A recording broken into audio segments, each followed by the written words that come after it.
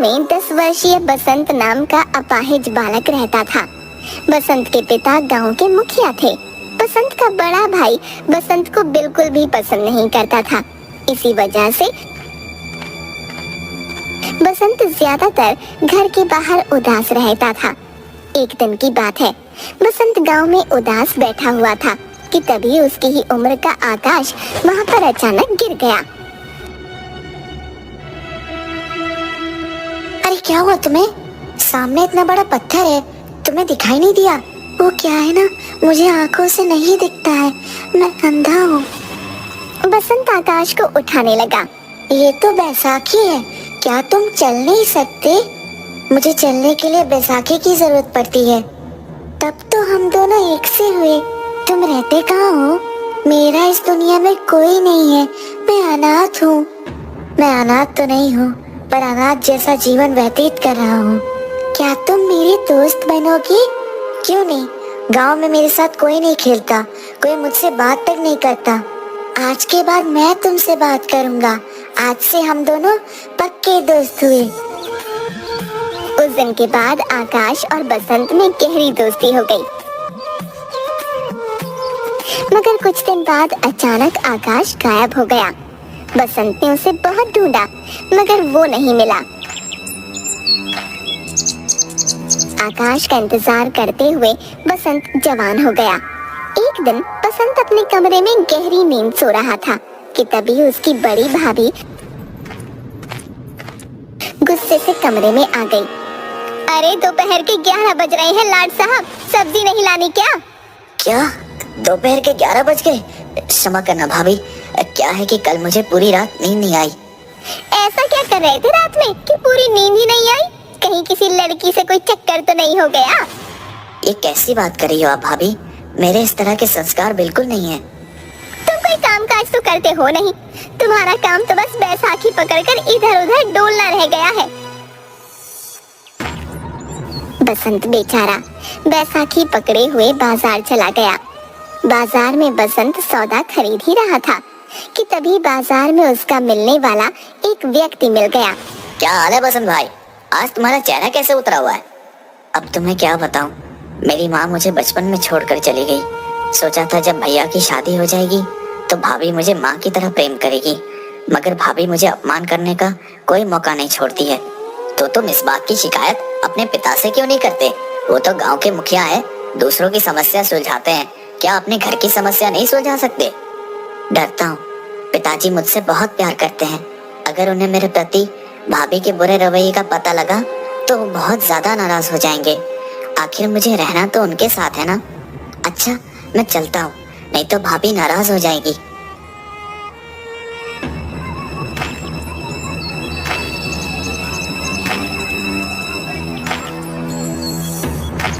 बसंत घर चला गया।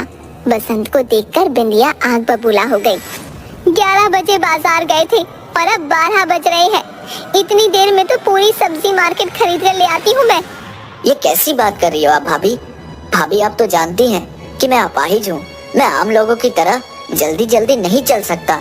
मुझे तो कदम कदम पर इस बैसाखी की जरूरत पड़ती है।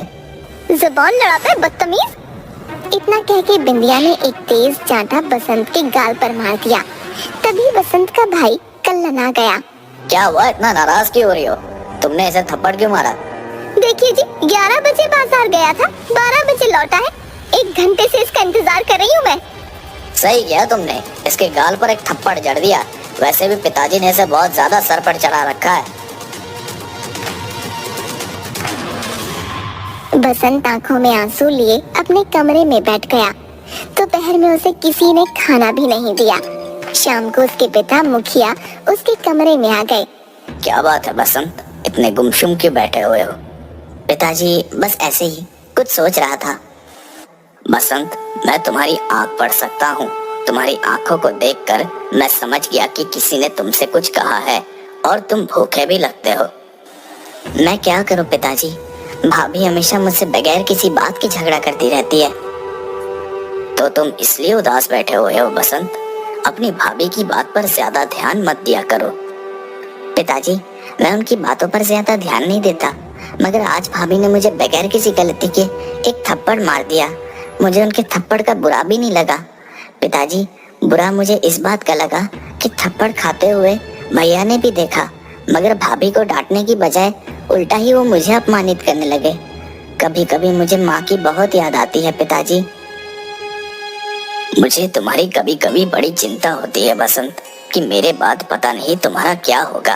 पता नहीं मेरे जाने के बाद तुम्हारा बड़ा भाई तुम्हें 2 वक्त की रोटी खिला भी पाएगा या नहीं।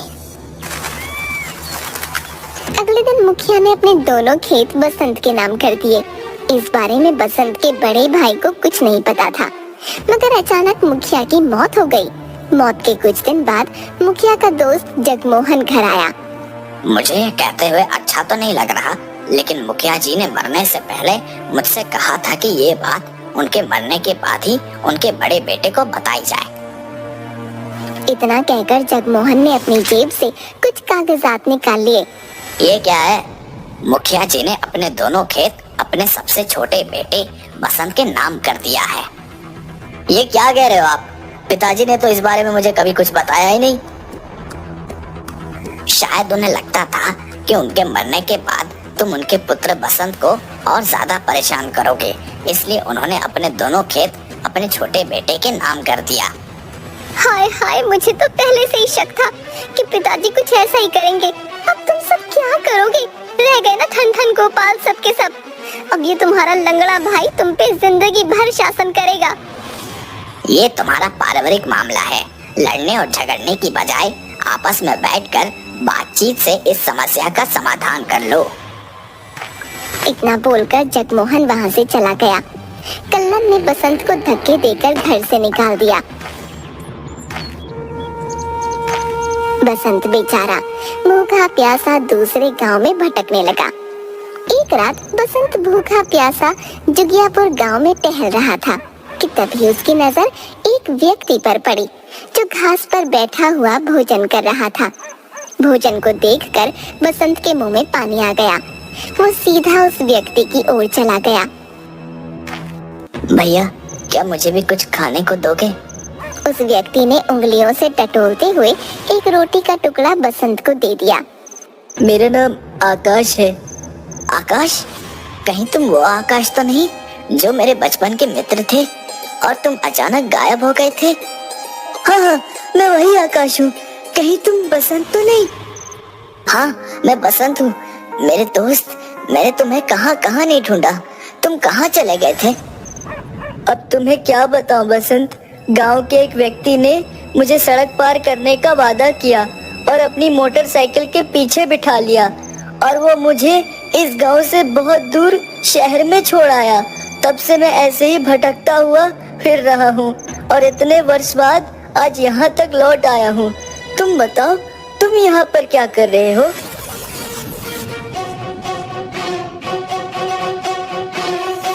घबरा मत मेरे दोस्त, अब मैं आ गया हूँ ना। अब तो बिल्कुल भी चिंता मत कर।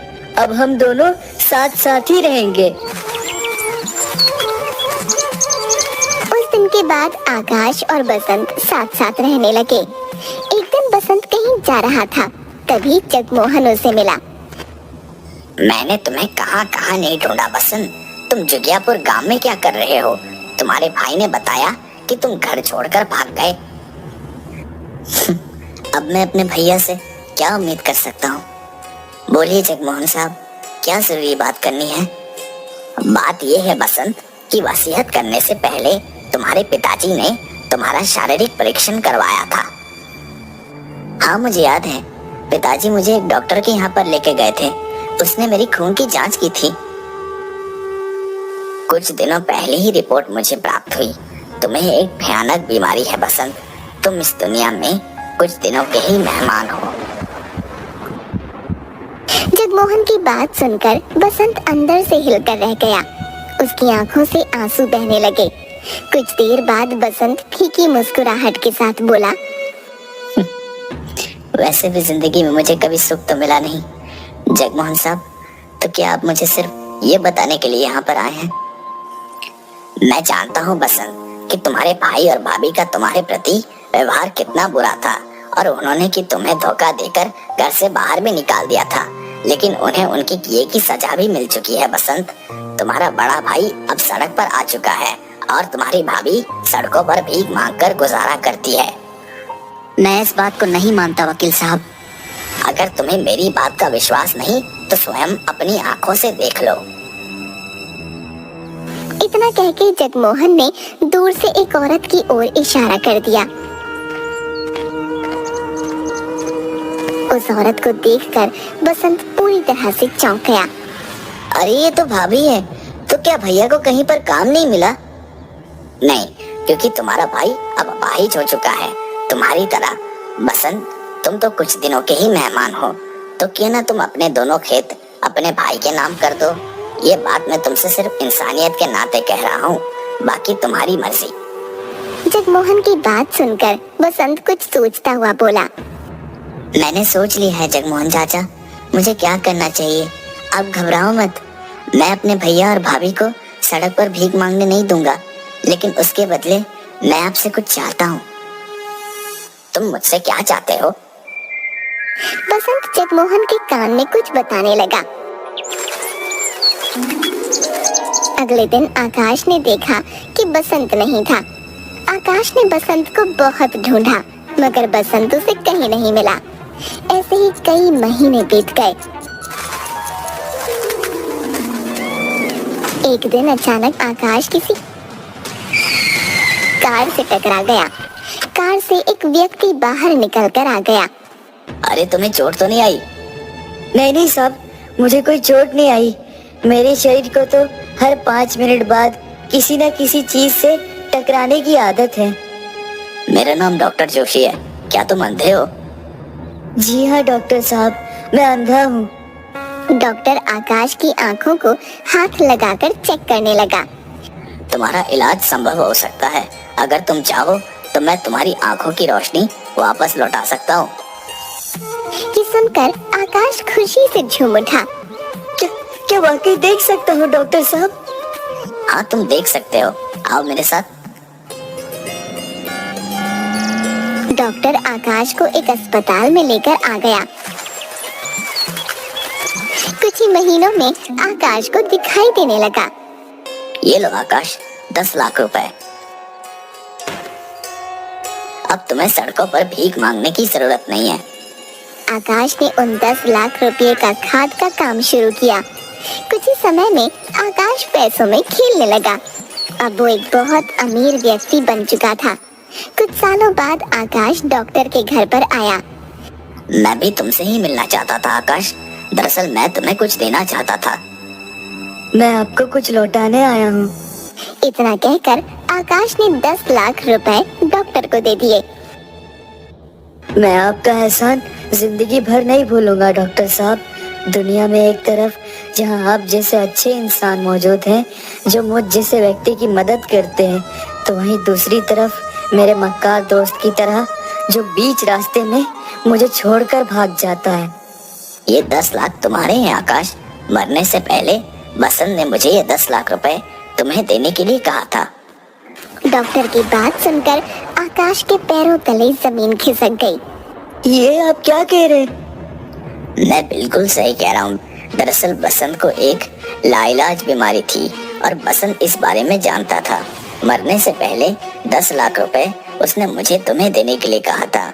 उसने मुझसे ये कहा था कि मेरे दोस्त से कहना कि मैं उससे आखिरी बार इसलिए नहीं मिल सका कि वो मेरे जाने की बात सुनकर दुखी ना हो जाए। आपने मुझे पहले क्यों नहीं बताया? मैं उसके बारे में पता नहीं क्या क्या सोचता रहता था, और वो जाते जाते मेरे ऊपर इतना बड़ा उपकार करके गया। मैं उसका उपकार का बदला कैसे चुकाऊंगा? मैं तो अब उससे मिल भी नहीं सकता। अपने आप को संभालो आकाश।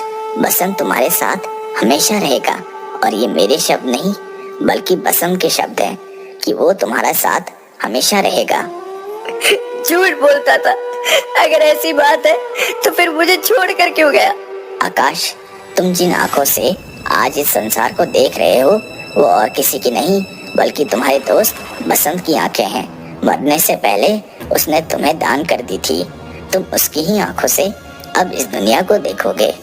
आकाश नम आंखों से वहां से चला गया। आकाश आज भी अपने दोस्त बसंत को याद करता है।